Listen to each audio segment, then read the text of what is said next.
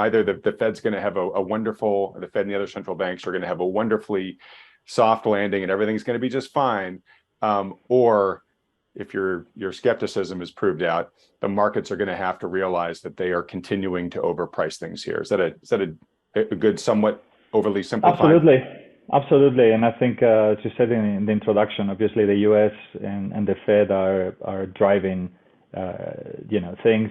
Is a key economy, is a key range of monetary policy. But we have seen China yesterday, as of recording, how they were cutting rates. So this is evidence of the sort of divergence that we might be seeing, and how arguably we know what we need to do, right? I mean, central banks and governments know what they need to do. China is particularly good at that, right? They know exactly what they need to do. But as Mike Tyson would say, every central bank has a plan until inflation punches you in the face, or growth punches you in the face. So I think the reality is different, and we're already starting to see some of that divergence, which evidence of underlying systemic, structural, and a number of other issues.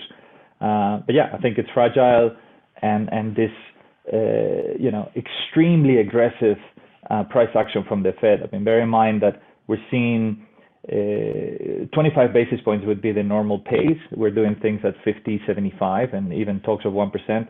This is obviously showing that they're massively behind the curve. They're massively miscalculated a lot of things, and they're trying to catch up on things that are very difficult to undo. Think about, I often compare, monetary policy or inflation to radiation. Whether it's solar radiation, after you've spent the entire day on the beach without any protection, sun cream, and by the time you get home you're completely burnt. It's too late. I mean, or worse, I think this is much more like nuclear radiation, right? You might be in a place where, hey, it's okay, nothing's happening, and within a few hours or days you start to see the effect. So your face melts off. If you glow at night and things happen, right? So I think this is this overconfidence, as you said, from central banks, is got us into a situation where I don't think we should have ever let things go as far. And that overconfidence, which is in my view negligent or worse, it's going to put us in a situation that will be very difficult to handle. If you enjoyed this video clip, click here to watch another one you should like.